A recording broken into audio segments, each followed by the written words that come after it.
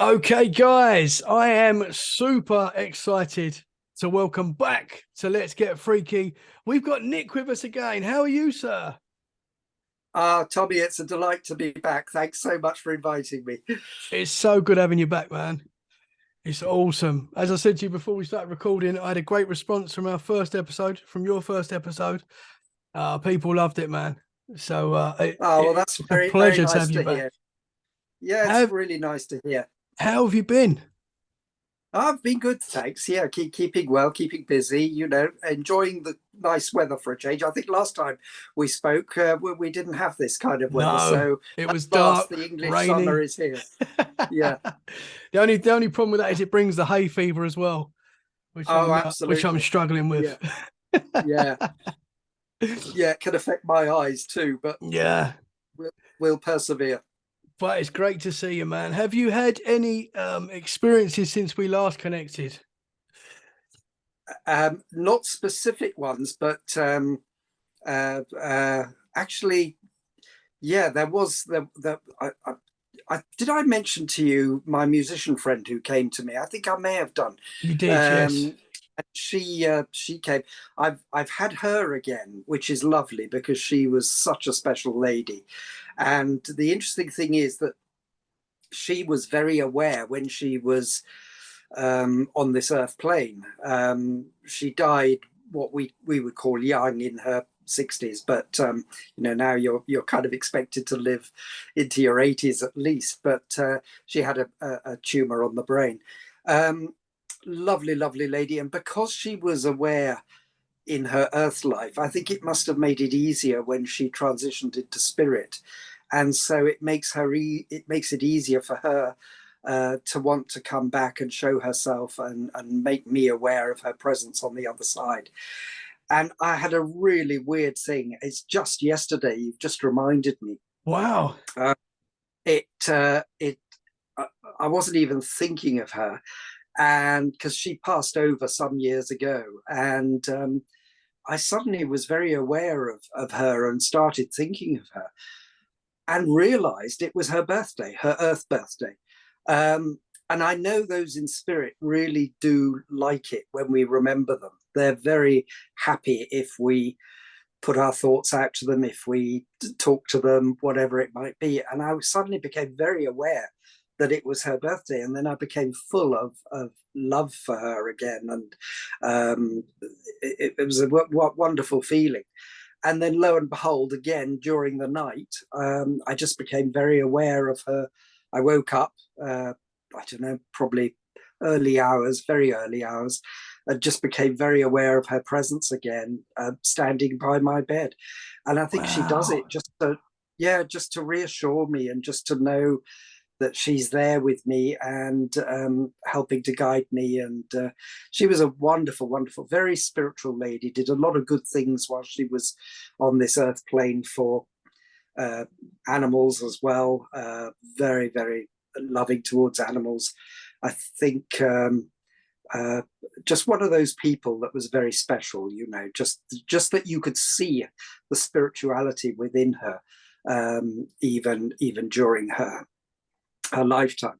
So that was a nice one. The other thing I did, Tommy, since we last spoke, I think I may have mentioned to you. Did I mention to you Woodchester Mansion, which is near me? I think I may have done, but if I didn't, suffice to say, it's I live near Gloucester, and within this county there is a mansion called Woodchester Mansion, which is meant to be one of the most haunted locations in the UK. I Oh, mean, wow. it's extraordinary how many people have seen all kinds of different spirit beings there. It's a desolate mansion. It was never finished. It's a really spooky place. When you walk down to it, it's set in its own grounds, and you don't drive down. You have to walk about a mile down this sort of stone path. Uh, and as you approach it, it's straight out of an Agatha Christie movie. It's just very imposing, quite dark. I believe it belongs to the National Trust. But I was reminded to think about it recently, and I Googled it to find out about it because It wasn't so much in the building, which indeed has a lot of spirit presence, particularly in the old chapel and places like that. But the building itself isn't finished, as I say. It's got a roof on and everything, but you go around the interior. The rooms are very... And I only went round during the daytime. There are paranormal groups who dare each other to go and stay the night there. And I think you could do that. It's even appeared on television. And it is quite, even for somebody who is open to these things, it can be quite off-putting. But I'm not sure if I mentioned to you, but when I went down to the lake, there's a big lake. I think there's 2 or 3 lakes actually there, but there's one big lake, deep lake, next to the mansion. And I remember having a really dark feeling as I went down there. I knew nothing about the history of the place at the time, other than the fact that I'd heard that the building itself may have been haunted, to use that word. But it was when I got to the lake that I got the most profound feelings. And I knew that something really bad had happened there and people had lost their lives there. And it was only later when I looked into it and Googled the place and discovered that during World War II, I think it was either American or Canadian servicemen had been rehearsing D-Day landings there and using landing craft and building pontoon bridges and everything in readiness for the D-Day landings. And there'd been a terrible accident and a number of them had perished in the lake. It's a very deep, cold lake. And they went down, I think, an armored vehicle or whatever they were on at the time. There is a real feeling down at their lake, if you're open to these things, that you can pick up on it, that these poor servicemen lost their lives. And when you go in those circumstances, as you know, you can cling to the earth plane, because it's such a shock to be suddenly on the other side. And unless you have an awareness for that, the spiritual realms and everything, you're going to be quite surprised by it. And that's why a lot of people do cling to this earth plane. But you can pick up on these things, and it is extraordinary. Anywhere you go, you could just be open to the fact that you might suddenly become aware of something. It doesn't frighten me. I'm obviously, as a lifetime spiritual medium, I'm very aware of these things and I'm comfortable with them. Wherever I go, though, I always protect myself and ask for protection so that nothing comes in on me, because you can pick up attachments, you can be open to darker influences. But it's fascinating to visit places, and heaven knows the UK is full of these kind of places you could go. And we've got a lot of history. Yeah, we certainly have. Have you ever been in a position where it's you've been overtaken with emotion and something that you can't control anymore? Have you ever been in that position? I've been in a position where I've certainly been overtaken with pure joy, and where the spirit presence has been so uplifting and so beautiful that yes, cool. I literally felt very emotional with it. In terms of other situations, I was asked some years ago to go to an old abandoned, well, it was originally a castle, and I think then it was inhabited for a while, but it's no longer inhabited and has quite a history. And I was asked to go there with a group who just wanted me to help them. I don't tend to seek these things out, but I did. And yeah, I did feel that there was a presence there that was trying to attach itself to me. And I had to protect myself very, very carefully and make sure that the people I was with were protected, because I felt it was a negative influence. I don't use the word evil as such, but I think, there are unenlightened beings for sure. And the problem is that, and I was talking about this quite recently to somebody, when you develop as a spiritual medium, it is, and of course, when you'll understand this, Tommy, when you go into meditation and everything, you open up your chakras, and it's like when you've done that, a light virtually shoots out of the top of the crown of your head. and it is seen by spirit, and that's why they're attracted to people who are, let's call them naturally psychic, or whatever you want to say, because they can see that light.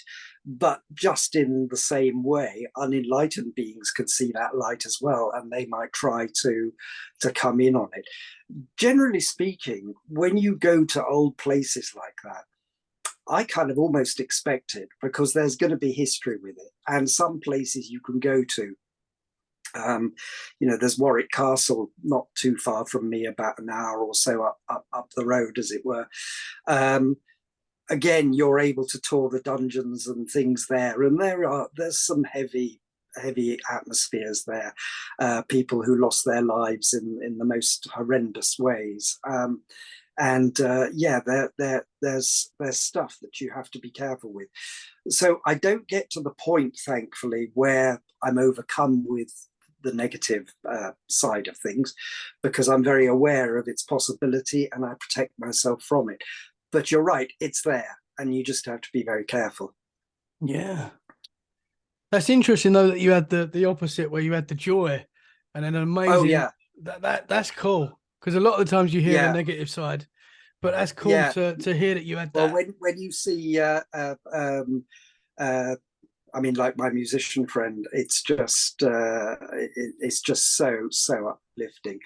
But it's interesting talking to people about their experiences, because sometimes you can have an experience where it is so arresting and so sort of disconcerting in some ways that it's only afterwards you kind of feel the elation.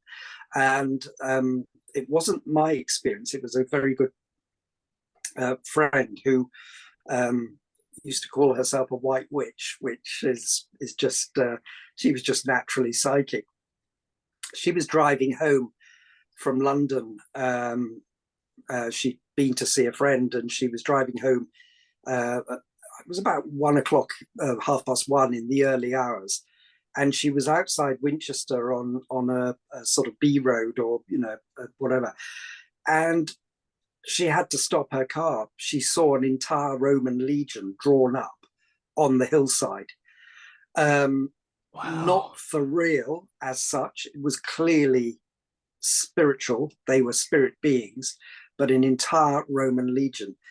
And she used to have the most incredible experiences. And at the time, when something like that happens to you, as she was describing it to me, and I totally understood, and she's a very, very genuine lady, she said it really did sort of bring her up short, and she had to stop the car and think about it.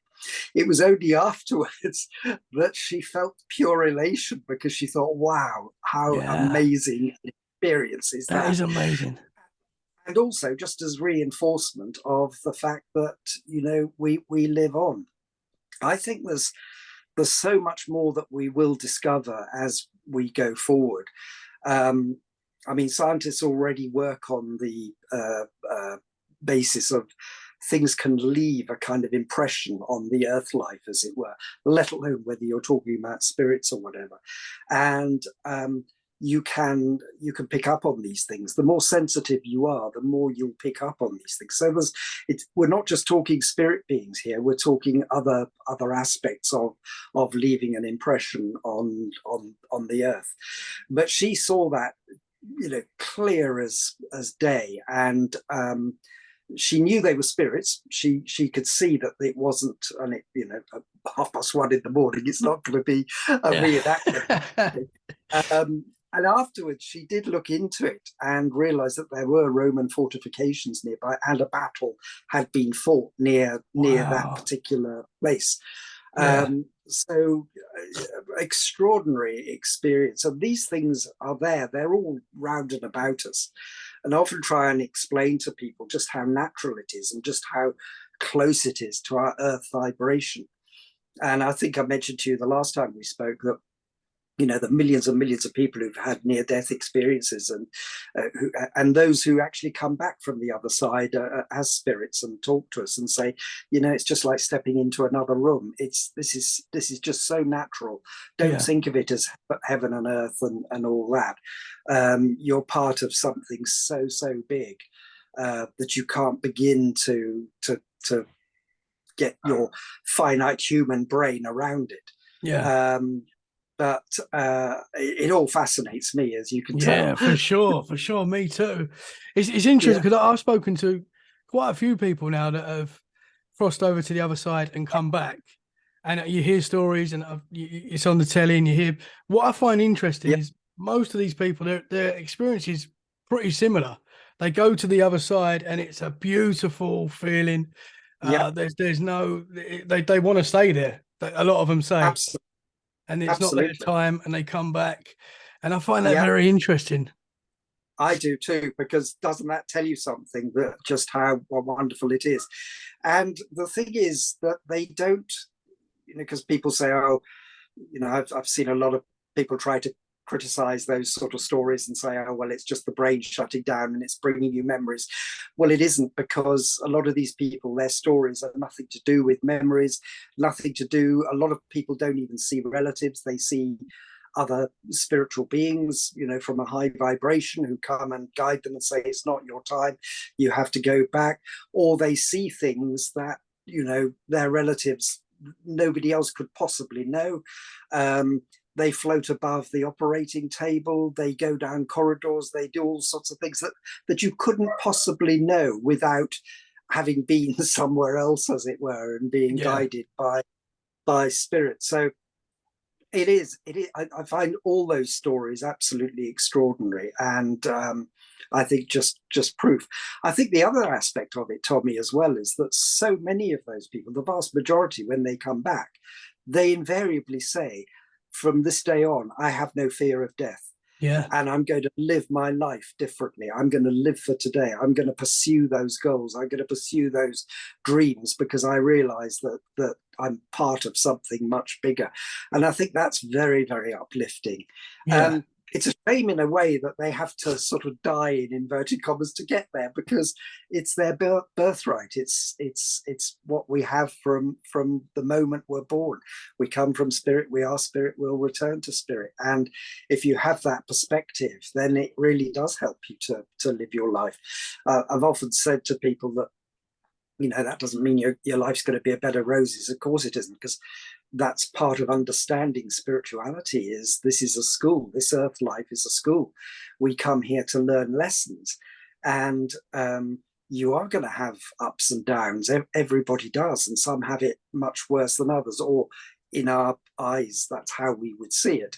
In spirit's eyes, they see it very, very differently. It's like, they don't judge. It's the individual's lessons that they need to go through on this earth life. And if you don't face them, you'll be brought back to them. I've had that in my own life. I've tried to avoid difficult lessons, and my goodness, they come round and slap you in the face the second time, and you say, okay, I'll deal with it this time. Yeah.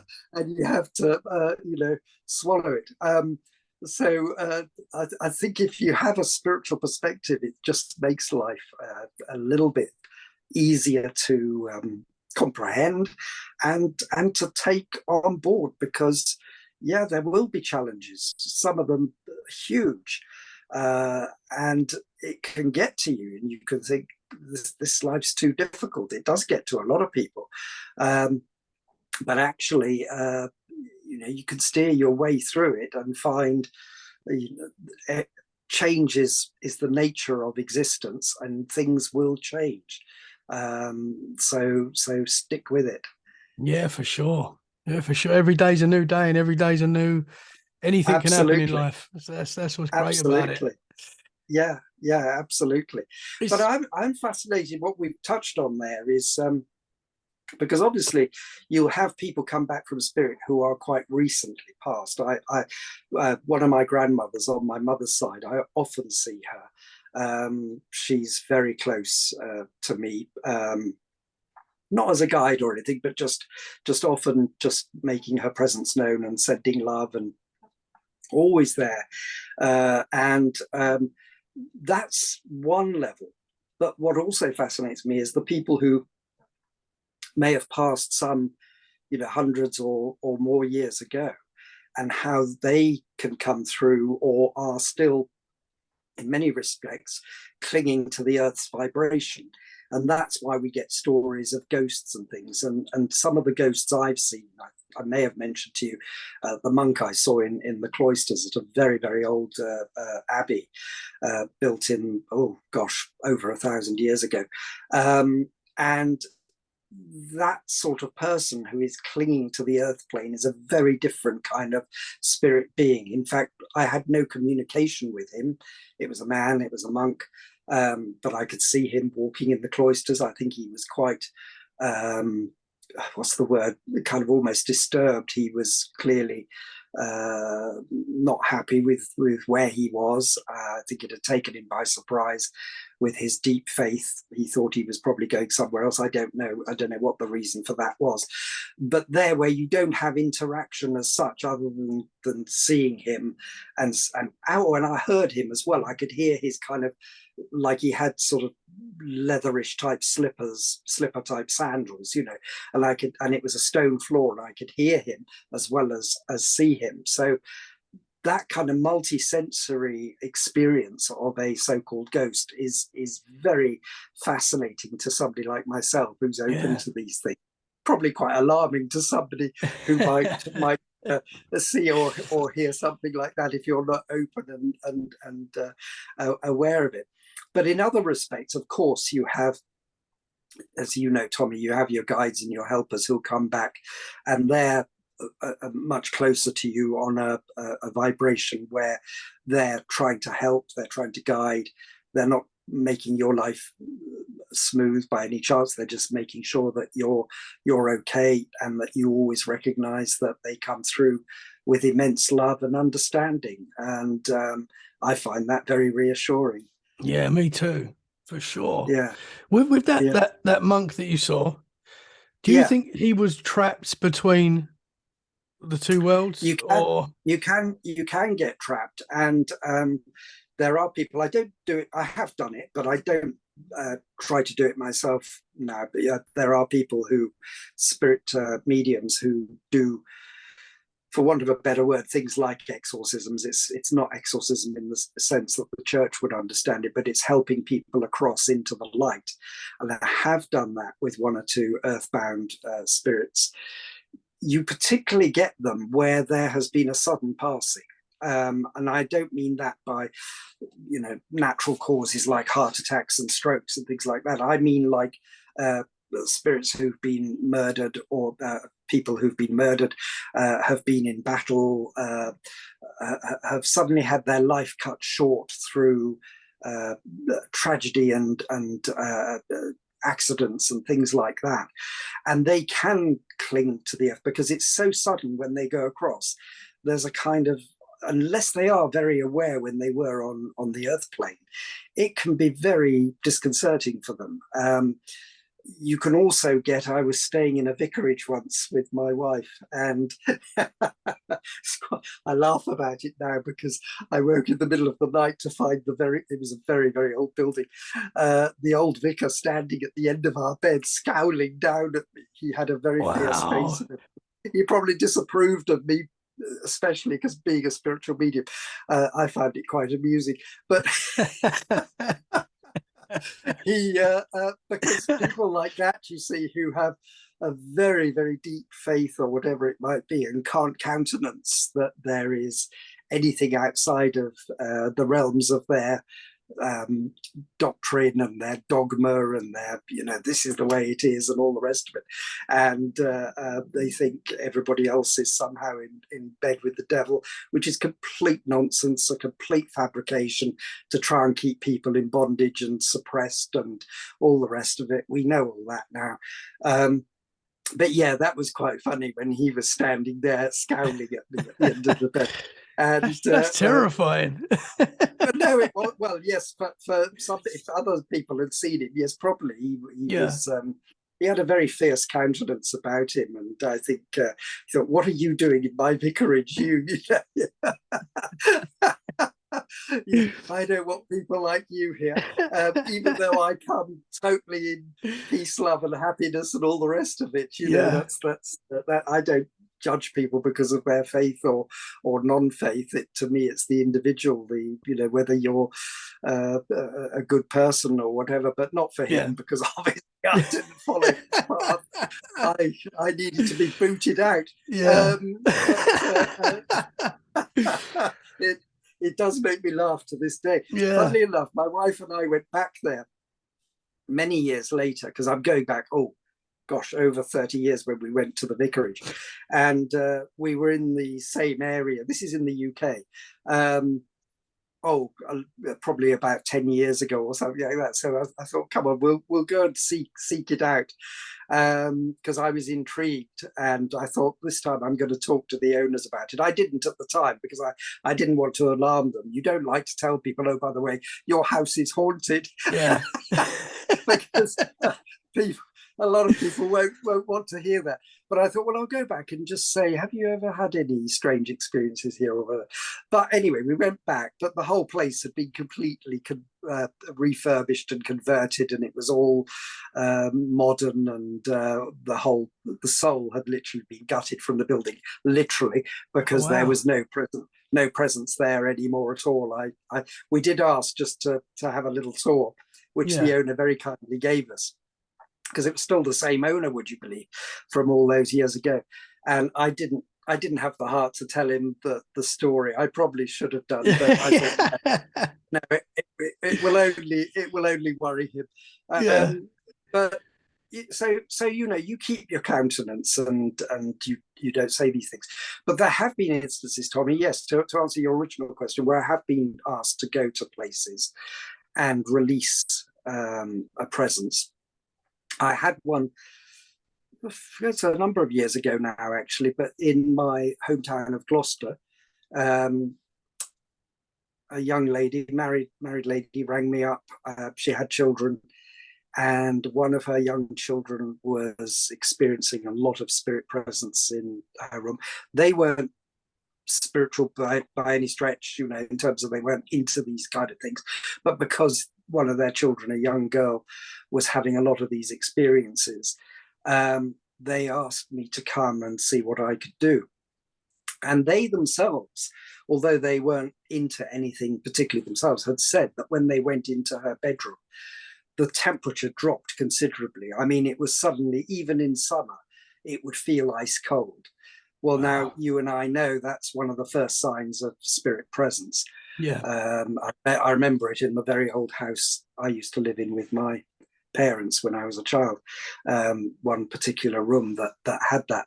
So I knew immediately there was a presence there before I even bothered to try picking up on it. And I don't know what had happened in the house, because I never actually got to the bottom of that, because it wasn't that old a house. I would say it was probably no more than sort of 30 years old, which I suppose in some respects is old, but not old, Yeah. But clearly there had been something happened in that room. I didn't need to know what it was, but I cleared it for them. I could feel the presence of a unenlightened individual there on the other side, and I sent it to the light, went through the process that I do when I do those things, which is quite involved.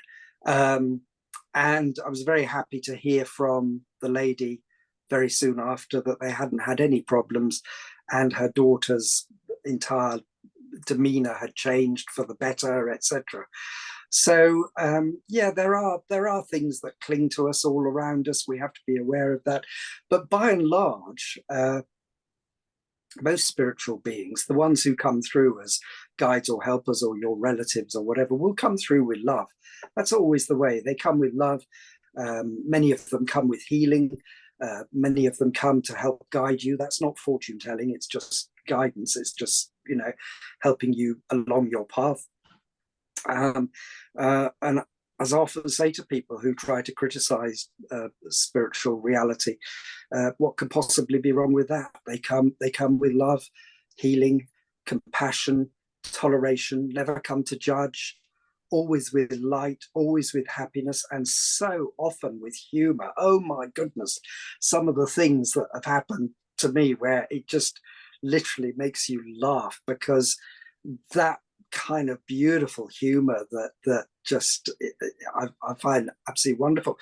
Yeah. So you know, and I know I say this quite often whenever I'm being interviewed or whatever, but I say, look, if you really think that's wrong, isn't it time you took a look in the mirror at your own belief systems? Yeah. Because if peace, love, happiness, compassion, toleration, understanding, non-judgmental, if all of that is wrong, wow, you need to look at yourself and say, well, what am I clinging to? Yeah. What are my dogmatic teachings doing? What are my exclusive teachings doing? Where if you're not a member of my club, if you don't wear the same badge as me, if you don't belong to the same religion, even to the same religion within the religion, I mean, there are so many different sects of Christianity and everything, and some of them hate each other, literally. Yeah. What on earth is going on? What do you really want to consume your time with that kind of belief system? Or do you want to do what I believe all the great religious teachers like Jesus indeed were preaching? It was one of the reasons the Romans crucified him, was because he was preaching power to the people. You know, you can all Yeah. reach God in your own way. He used to say to people, you don't have to go to the temples. You can reach God in your own way. But the Romans weren't going to stand for that, because it was taking the power away. And he was one of 37 prophets they crucified that year. They did it the whole time because it was taking power away. And you find time and time again that the people in power, it's all about suppressing people. And one of the ways they do it is fabricate these nonsensical ideas of the devil or hell or whatever it might be. And it's time, and I'm happy to do it, to stand up and say, stop your nonsense. There is no such thing. You look up to the sky, that's not heaven, that's space. You look down into the earth, that's not hell, that is the center of the earth. You could create a heaven and hell for yourself in this lifetime, but that's up to you. And what you believe, I'm still going to respect your beliefs. If you want to have a particular faith, I will respect it to my dying breath. And I so believe in freedom of speech, freedom of thought, freedom of belief systems, whatever it might be. But I just hope people wouldn't push them on others at the exclusion of free thinking. And that's how I think of myself, as a free thinker, as an individual. I don't go by a tag of spiritualist or anything like that. I am hopefully a spiritual being in that sense. By no means perfect, far, far from it. But, you know, striving for greater truths and always striving for truth, just as the spirit guides always say to us when they come through to us. And I don't try to preach to anybody. I don't care what you believe or don't believe. It's up to you to find your own truth, as I say to people. But, Yeah. you know, we're all striving for our truth. And I think we have so far to go still in doing that, in terms of the more we uncover, the more we realize we don't know just about this earth life, let alone the spiritual realms. Yeah. And that fascinates me as well, because I know we've spoken about this before, Tommy, where this whole thing about that we're all made up of energy, and all these things that we've discovered really over the last 100 years, which have propelled us forward in terms of our knowledge of the nature of human existence. And I think we'll discover far, far more as we go forward into the future about that as well. And it's one of the reasons I wrote my book, Revelation, obviously, was the whole idea behind the book was, what if there could be a device that could reveal everything in its energetic format? And if there was, spirit being energy, us being energy, it could pick up on the reality of life after death and prove it scientifically 100%. And the whole point of the book, of course, is that it upsets some people, those in power, be it political, religious, scientific, whatever. They want it closed down. They want to destroy it and destroy the inventors. And that's why the book is a roller coaster thriller. But, you know, I'm digressing there for a minute, but when you look at these things, by all means, stop me, Tommy, and jump in if you want. But I don't think you can look at spirituality or science or religion or anything in isolation. For me, it's all wrapped up in one. And it's one of the reasons I went and got a degree in philosophy, is to put everything under the microscope and really examine the nature of human existence. And what are we part of? Is there a God? What is this life all about? And I'm fascinated by it because I saw a scientist recently on television. I think he's a brilliant man. But say 20 years ago, he was extremely skeptical about anything like life after death or life on other planets or whatever it might be. And even he now is coming round. It was very heartening to see it, to the idea that these things could be a reality. And he was saying, you know what, our Milky Way, our galaxy, which is so tiny in the nature of the universe also. But having said that, there are something like 400 billion stars in our galaxy, in our Milky Way alone. That's a staggering number, 400 billion. And he is admitting that, as are many scientists, that within that alone, there is a minimum of something like 10,000 where they believe it could sustain some kind of life. And then you extrapolate from that and say, our galaxy is one of 2 trillion galaxies. Try and even get your head around that. That's 2,000 billion galaxies, not just planets, galaxies. Yeah, it's mind-blowing. And that's just what they can pick up. When they say they can see them, what they mean is they see them with radio telescopes and things like that. Obviously, you can't see them with the naked eye.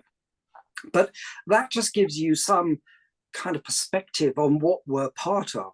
And to think that you can enclose that in one book or one kind of way of thinking about the world, I believe we should be opening our eyes more and just, being more open-minded to what actually is out there on the physical plane, let alone before you even start talking about the spiritual planes. And when you start talking about the spiritual planes, we know there are many different planes to that. I call them planes just for, different levels, call it what you will. We don't just die and suddenly we're all knowing, all powerful, whatever. Life is a progression, even on the other side.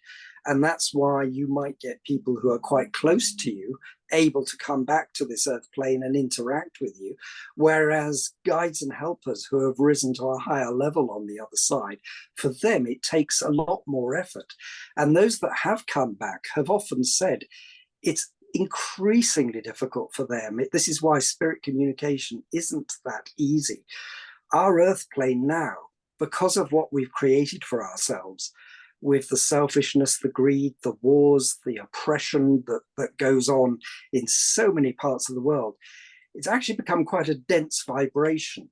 And for spirit, who exist on a very high vibration, for those 2 worlds to meet is now increasingly hard, which is why mediumship has become harder. And you really do have to practice and develop and devote yourself to the meditative, the spiritual meditation, to be able to raise your vibration so that spirit, in lowering theirs, can communicate with us. These are huge subjects once you get into them. So it's not just the one level of spirit being or spirit existence. And we don't know how far that goes on to.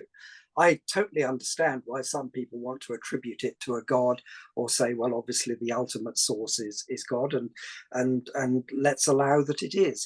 If that's the easiest way to refer to that ultimate source, then we call it God or the Great Spirit or whatever you want. But I would hope people would acknowledge more that this is, the book isn't written yet. We don't even understand our place in the universe of universes, let alone our place in relation to the spirit world. There are those of us who have become more aware, who are striving for it. We don't pretend to know hundreds of the answers, and we don't try to preach to people. But what we do is keep an open mind and say, please allow us to be free thinkers. Please don't suppress free thought. Please don't suppress free belief or whatever it might be. I'll respect yours, please respect mine. I don't base mine on a belief. When I was a child, I couldn't get away from it. At the age of 4 or 5, that's when I had my first experience of hearing and later seeing spirit. I didn't seek it out, it came to me.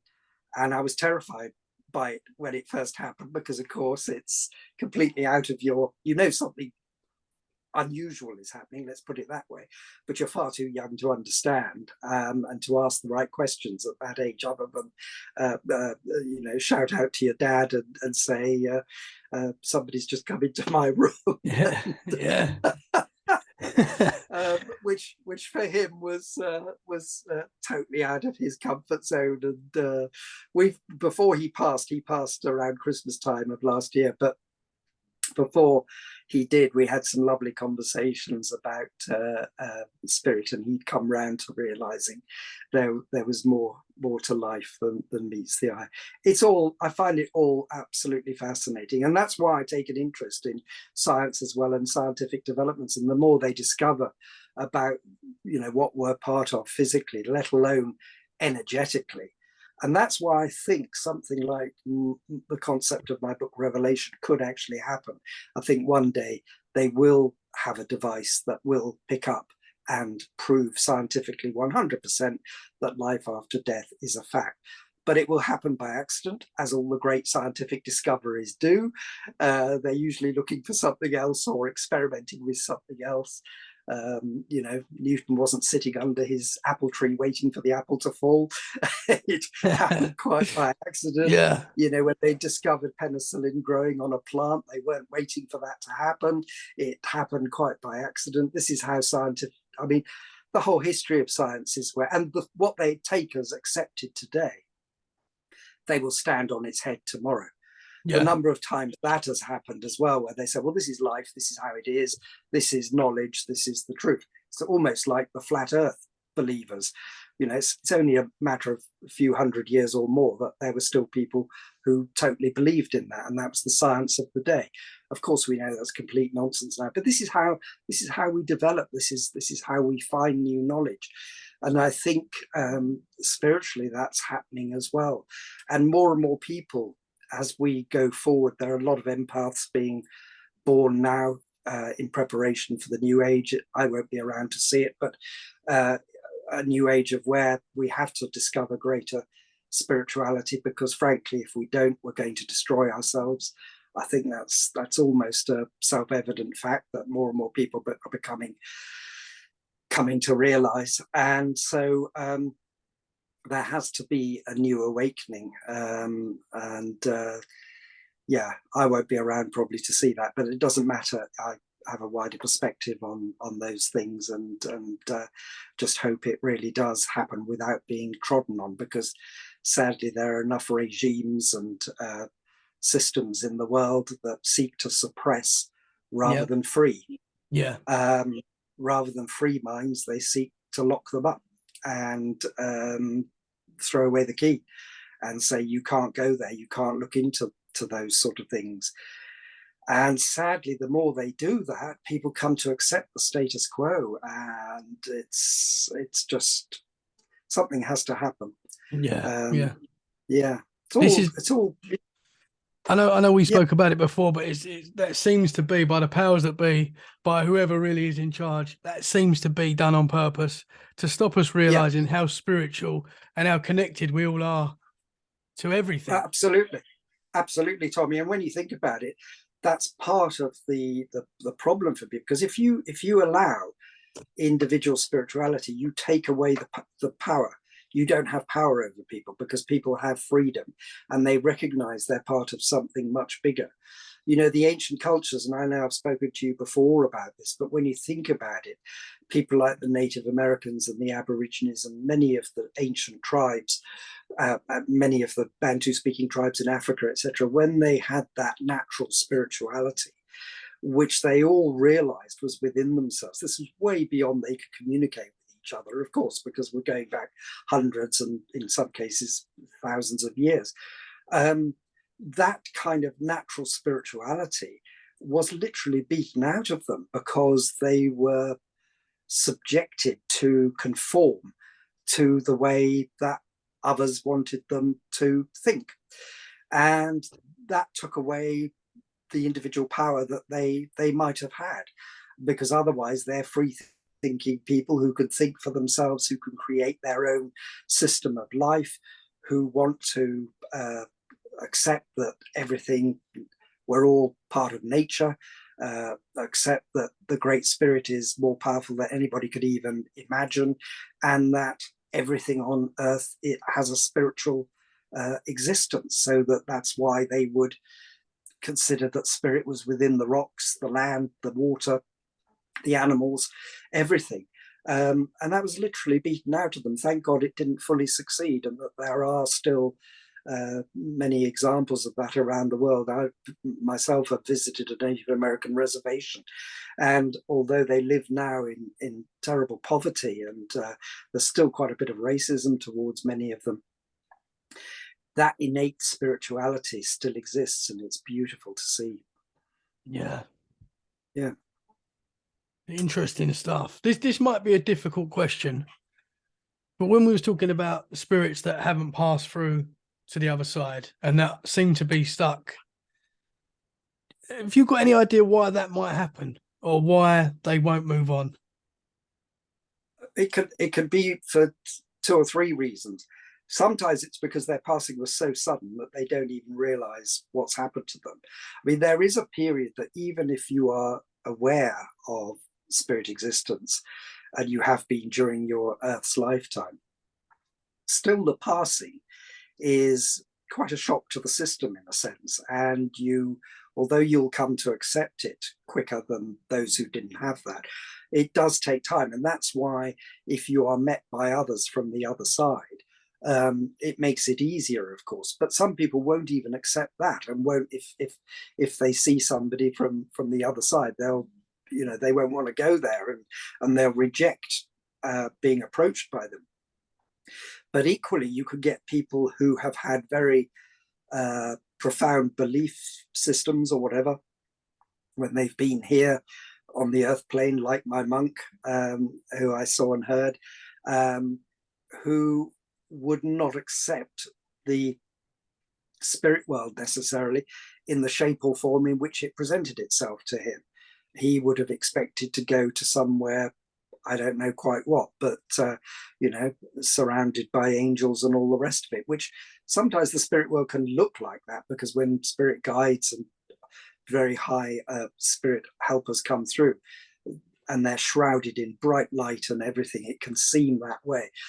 But yeah, that's why they can still cling to this earth plane and still not wish to transition fully, because it's not quite what they expected. They still think of themselves as being alive.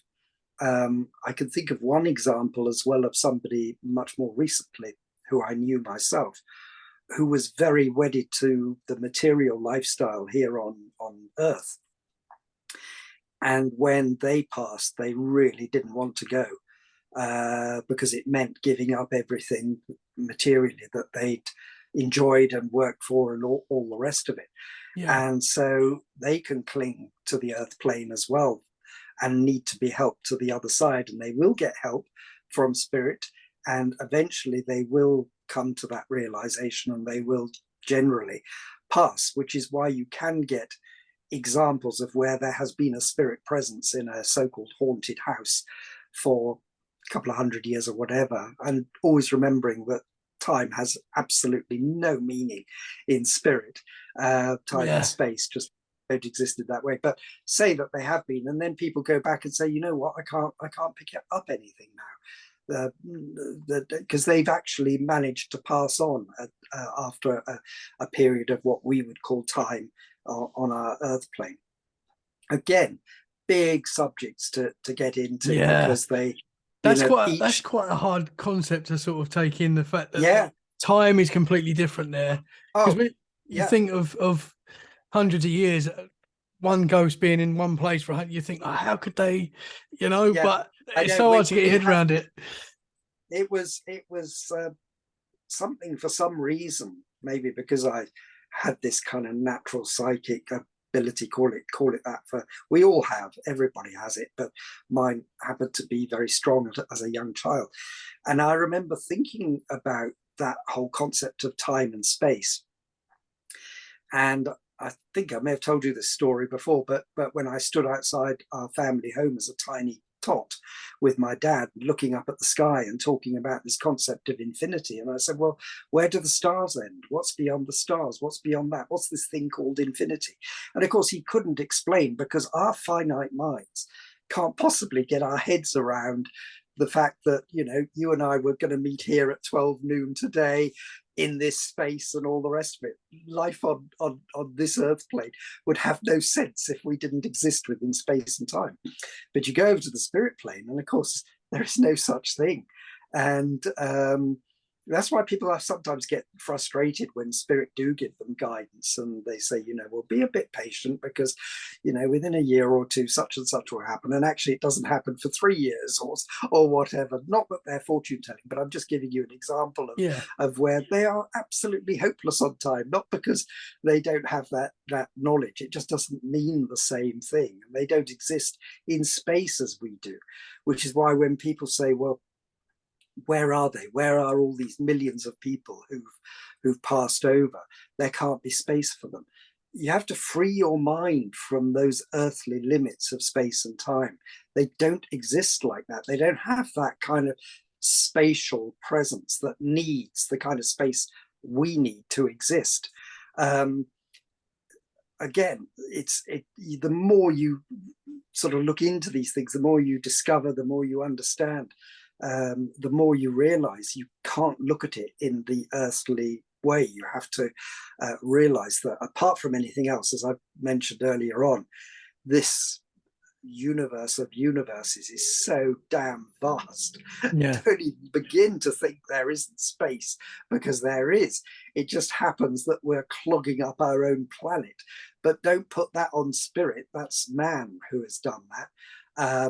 And we're reaping the rewards, sadly, and we've got to reverse that pretty damn fast if we're going to survive. But in terms of space and time in spirit, no, not the same at all. So that concept of how they exist, and when spirits have said, you know, dying is like stepping into another room, that's absolutely right. It is. And if you can just on the okay, let's just talk in earth terms. If you could imagine another existence, a split second out of time with this one, okay, on the physical level, it is entirely possible that us, in terms of where we are now in our houses or wherever we are, could exist in the same space and not time, but in, you know, the same physical plane, as it were, but because it's in a different space and time, you can't experience it.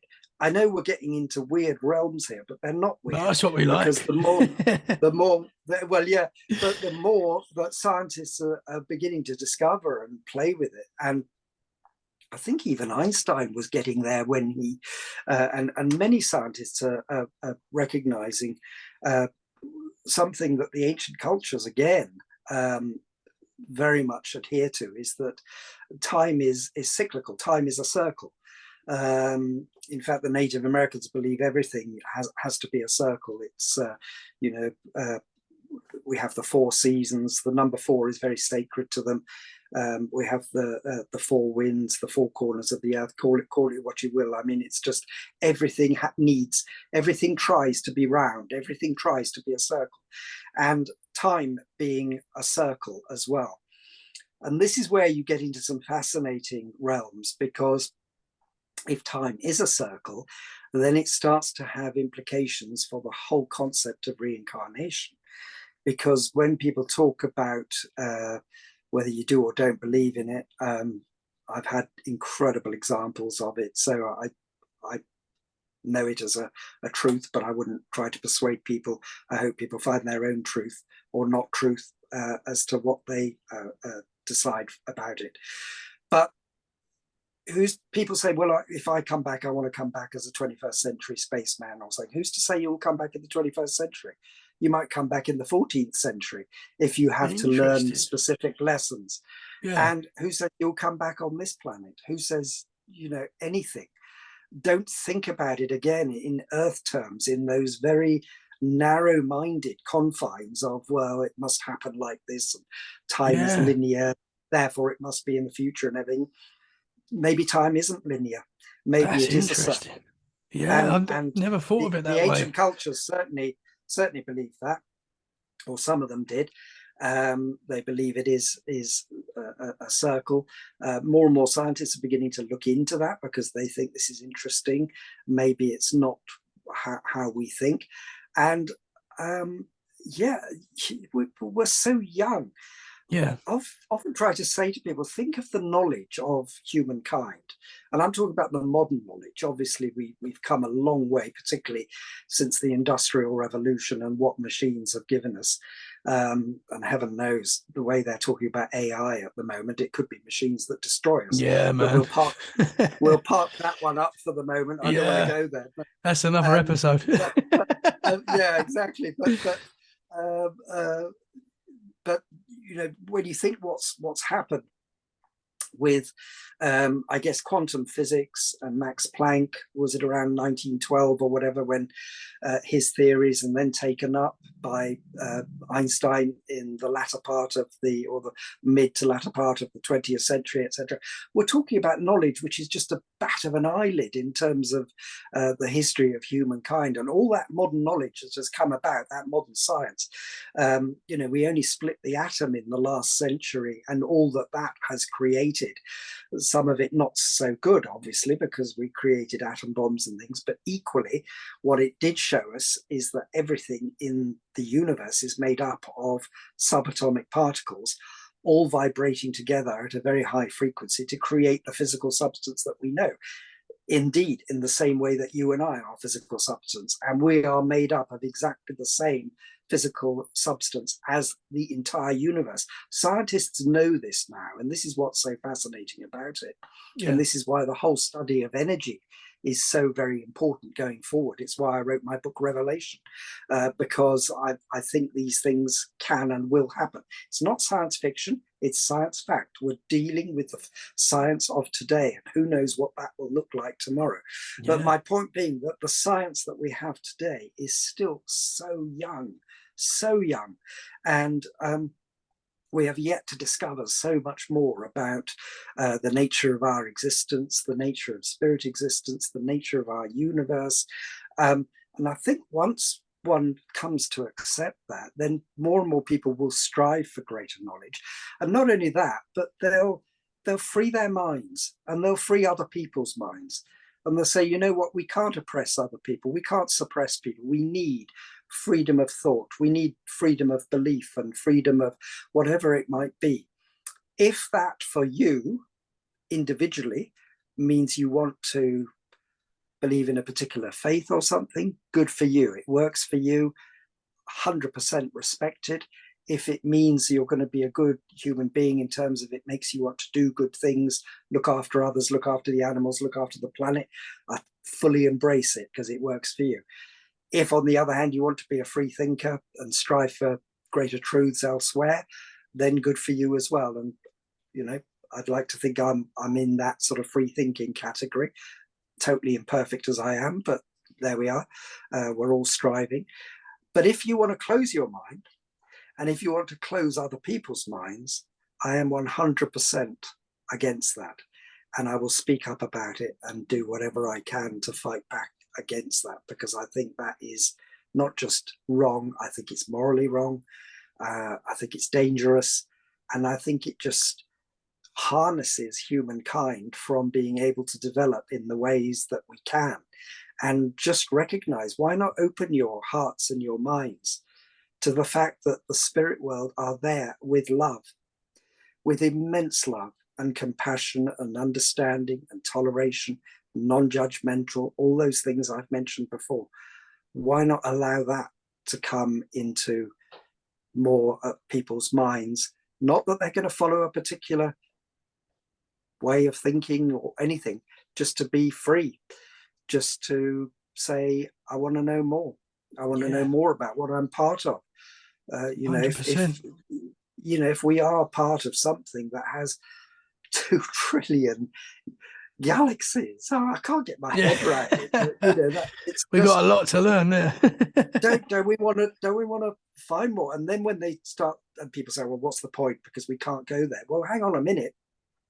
Start looking into things like wormholes, where scientists say there are these sort of vortexes, these vacuums, if you like, in space, which allow you to shoot through, a bit like those machines in that you used to find in supermarkets, where the cashier stuffs the cash in and then shoots it up to the accounts department Yeah. upstairs.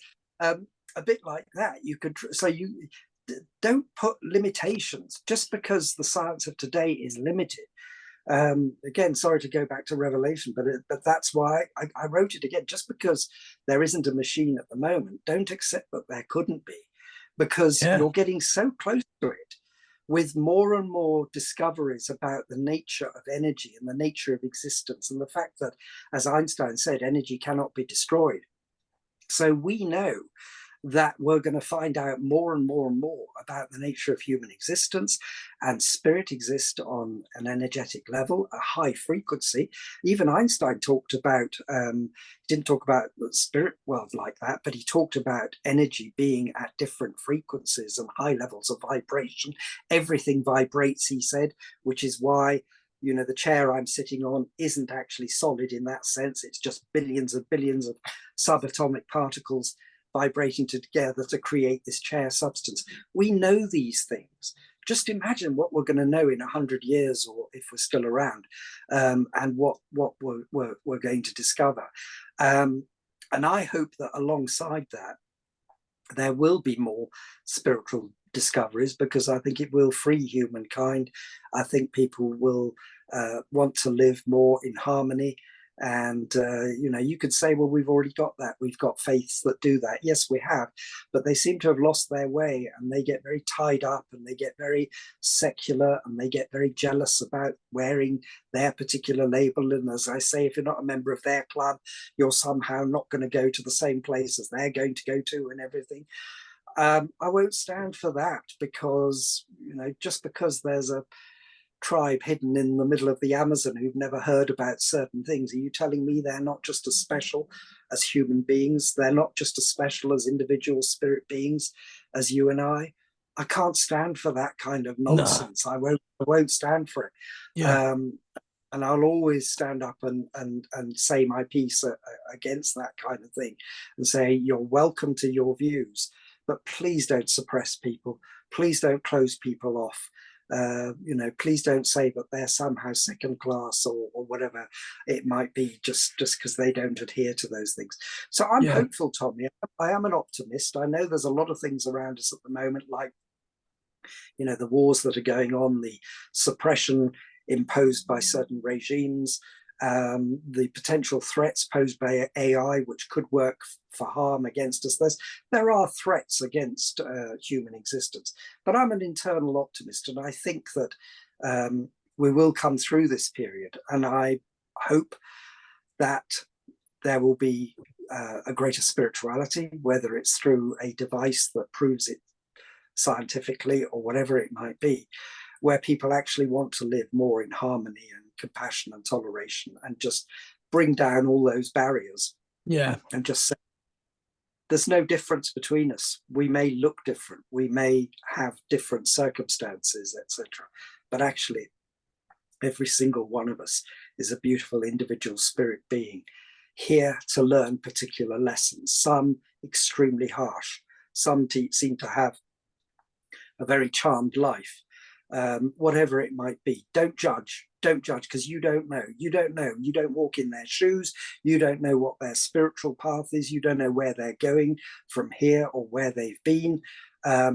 Just live your own life and strive for your own truth. So that's as much as, that's as far as my preaching goes. The rest is up to individuals. Yeah, I certainly don't say, well, you should do this. I always say, and I know I make people laugh when I say it, but I always say to people, don't believe a single word I say, because I really mean that. You shouldn't. You should find your own truth. I am drawing on a lifetime of being a spiritual medium, of having a degree in philosophy, of studying the world's religions, of taking a huge interest in scientific development and everything.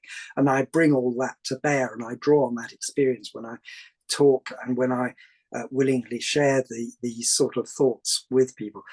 But I'm not saying think like me, believe like me, or whatever. You find your own truth, and whatever your path is, if you're trying to do good, if you're trying to live the best life you can, both for yourself and for others, brilliant. That's all there is to it. It's actually not, life's not actually a great mystery in many ways. It really is. I know when the spirit guides have often been asked, well, what's it all about? It's a bit like that bit in the middle of the Monty Python film. I don't know if you're a Monty Python fan, but I think, was it The Meaning of Life or something? There's a bit in the middle where they say, well, the meaning of life, and then they just say, well, it's just, be good to others, look after each other, do your best, and that's it. And I paraphrase because I can't remember it, but it was so very funny and very beautiful and very simple. It's just, don't try and complicate it. I 100% agree with you. Good vibes, and that's what it's all about. So can I ask you, you said about reincarnation and that you've got a knowing for it because you've experienced something. Can I ask you what that was? I've had so many instances of people, because once they sort of find out, and I don't even tell people will meet me, and I have a full-time job as an advertising copywriter. I live a normal life, etc. Well, as normal as advertising could be, but I don't go around so that people know necessarily I'm a spiritual medium. I don't advertise it or anything. But those who get to know me and then find out, I've heard some most extraordinary stories from people about their reincarnation. People who are complete non-believers in anything to do with spirit, reincarnation, God, whatever, call it what you will, just complete atheists or whatever. And yet they've had these profound experiences. Some will explain it as the concept we have of deja vu. I have a very good friend, for example, who is probably one of the most skeptical people you could hope to meet. And I love skepticism. I think it's very, very healthy. I don't think we should accept anything at face value. We should always question. But she is hugely, hugely skeptical about anything. But she was driving, I can't remember where they were, with her husband, and somewhere she'd never been before. I think they were on holiday or something. And she suddenly went very cold and told her husband to drive down this sort of dirt track. And so he thought she lost her mind or something, but they did. And they ended up at the end of this, probably about a mile long, the end of this dirt track, where there was an old house, very old house. And she described the interior and all the things, and just in incredible detail. And the husband said, well, we've just got to knock on the door and talk to the owners. And they did. And the owners very kindly let them in. And she was describing things about the layout of the house. The house had been completely renovated. And the owners were absolutely dumbstruck because she was describing like where there had been a door, where there had been there'd been a priest hole there, for example. I mean, in incredible detail.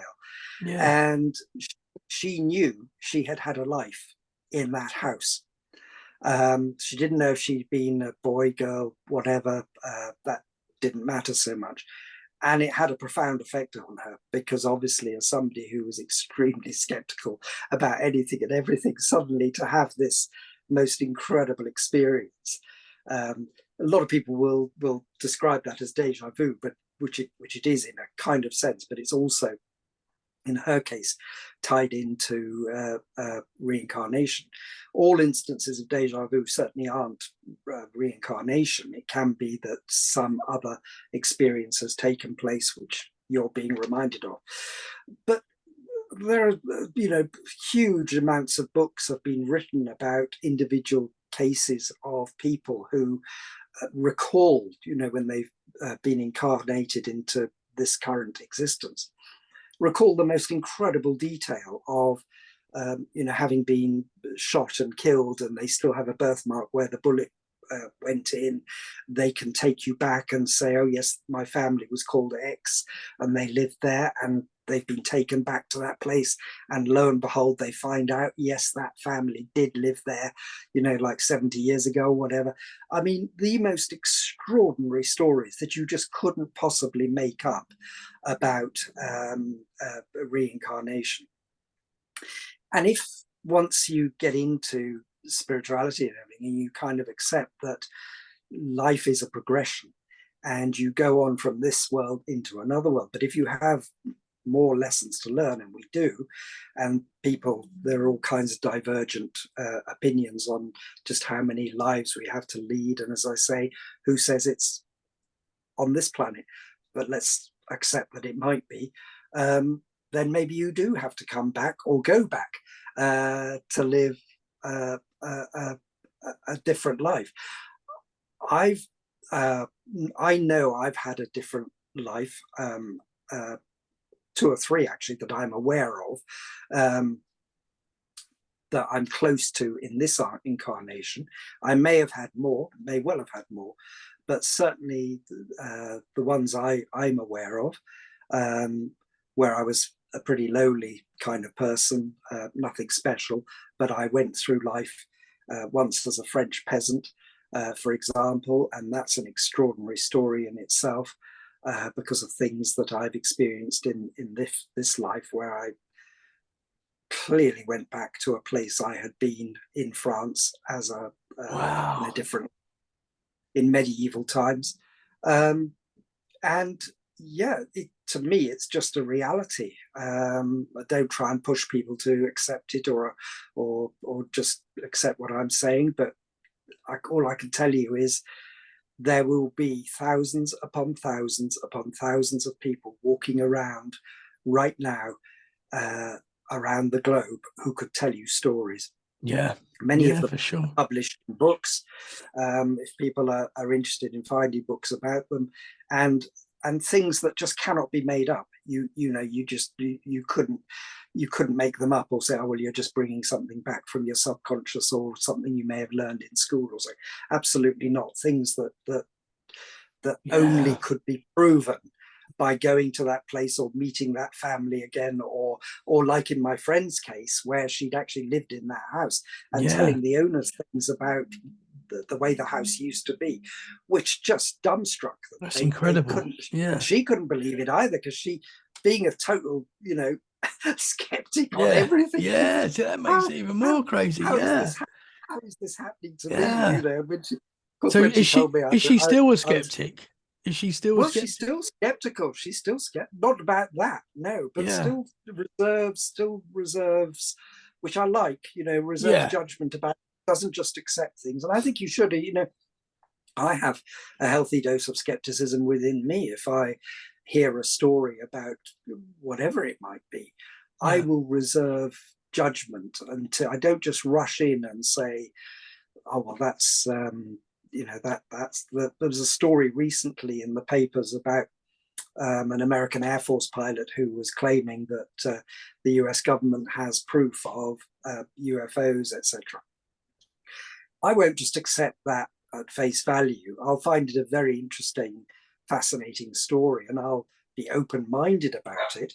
But unless I get much more hard evidence for it, and I see it actually on television being described to me by skeptical scientists or whatever, and say, yeah, we do actually have evidence now. Then it's good to be skeptical. Definitely. I think it's healthy, because otherwise you just accept anything and everything, and before you know it, you're seeing things that aren't necessarily true. And I do understand that some people want to do that, because in their keenness and their desire to believe certain things or whatever it might be, they will attribute events or whatever to let's.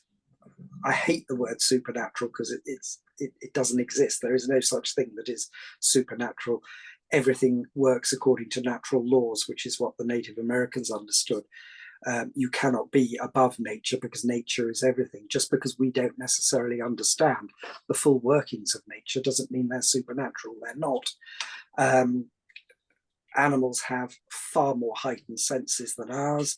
And as we know, when our dogs and cats start to raise their hackles when spirit are present, or whatever, you know, they pick things up. They can see, hear things. They can navigate the globe. Sure. They can, you know, their abilities are so much more heightened than ours, and that's natural. That's not supernatural. That's natural. But of course, because our five senses are so limited, and this is something that one studies in philosophy as well, because obviously from a you know, pragmatic kind of empirical kind of view of the world, you make up the world through your five senses. So what we can see, hear, feel, touch, taste, smell, that is our picture of the world, as it were. But there are things outside of that animals have, that through heightened senses, that give a very different picture of the world. And again, we get into fascinating realms that just say, open your eyes, literally open your eyes. There is so much more round and about that just because we can't pick it up in our finite, rather pathetic human existence doesn't mean they're not there, because they are there. For sure. And it's all absolutely fascinating. I love it, man. So Yeah.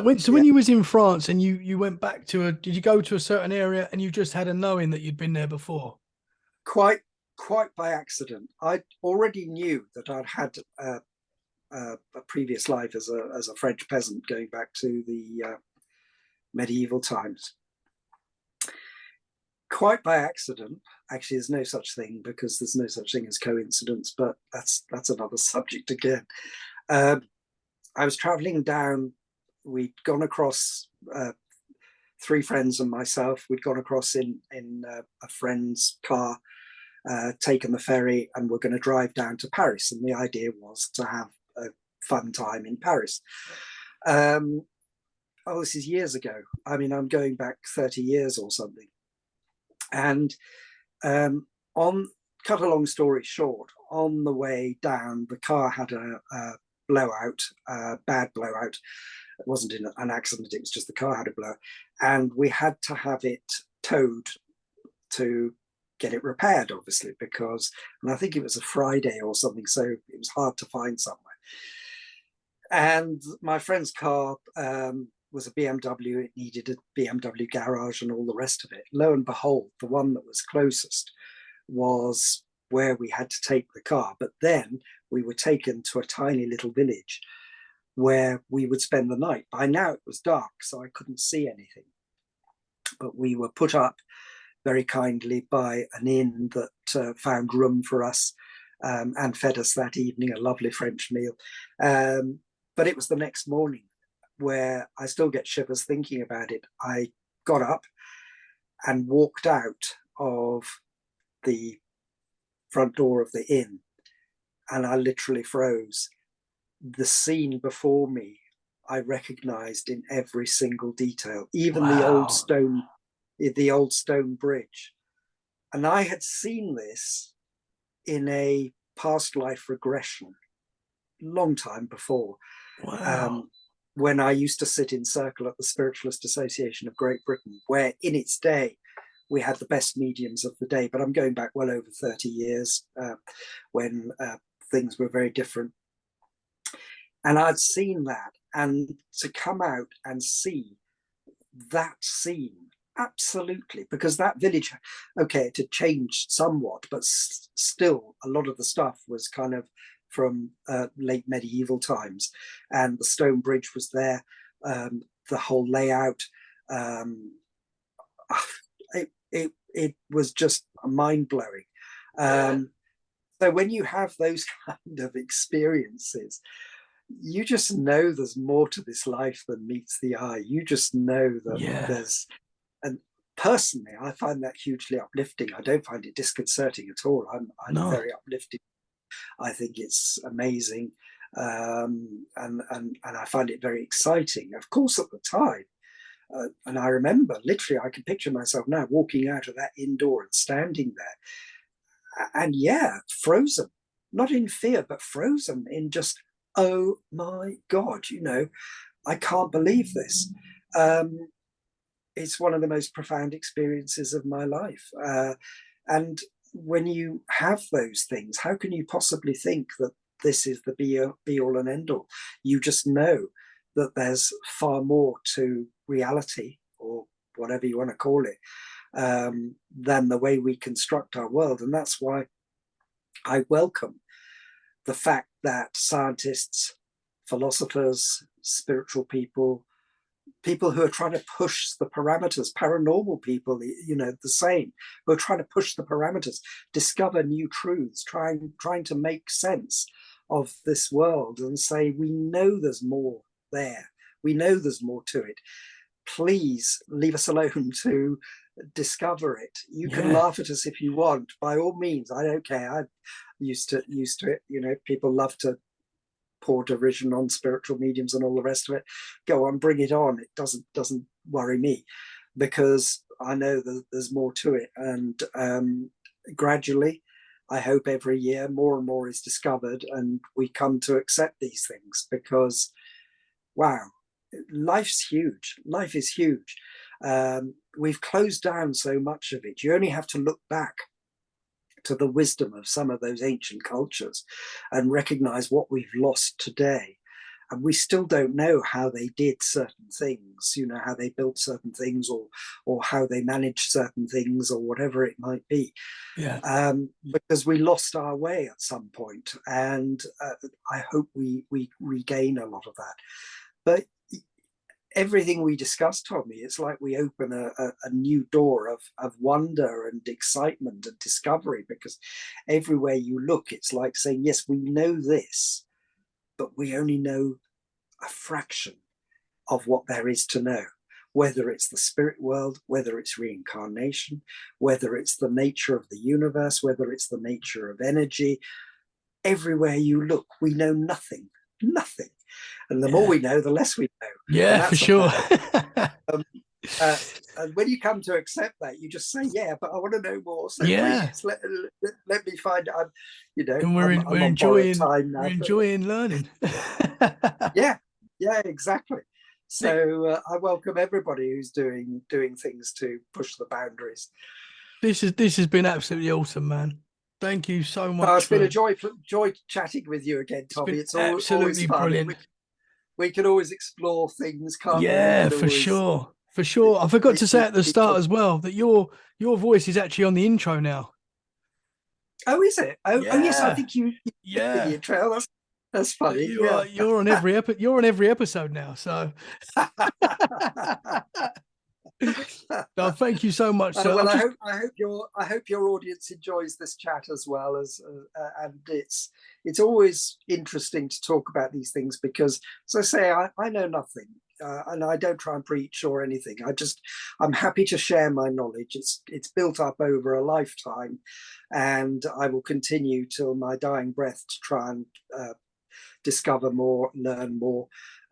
Makes me very humbled in doing so, because it makes me realize just how vast things are and just what is out there. I'm very humble about the fact that there are guides and helpers who want to walk with me, as they will walk with you, as they will walk with everybody in our lifetime, to help us. If you want to make yourself aware of it, to those who haven't yet, it's there for you. Doesn't make your life a bowl of roses, as I say, but it does help, I believe. But that's up to you. Whatever you want, you know. I'll respect it, and I just wish you peace, love, and happiness. Well, thank you very much, sir. And I really appreciate you coming on, sharing your experiences and your knowledge. It's absolutely awesome. And you're welcome on Let's Get Freaky anytime. I'd love to have you back on to talk more. That's very kind, Tommy. We'll do it again. Thank you Whenever very you want. much, sir. So Can let can me you know. tell the audience where they can find you? Yeah, they could find me. Best place is probably Instagram. Pease _ Nick, PEASE _ Nick. My book Revelation is available at all online and high street booksellers. It's called Revelation, and it's about life after death. It's a thrilling roller coaster thriller, but it also has a lot of depth in it, a lot of spiritual, philosophical knowledge. But yeah, Instagram's probably the best place to find me, Tommy. Awesome, sir. And I will tag you all your links in the show description so people can find you and your book. Thank you, your books. Thank you very much, sir. I really do appreciate you coming on the show. And I look forward to talking to you again soon. Indeed. You look after yourself, Tommy. Thank Take you very care. much. Bye for now.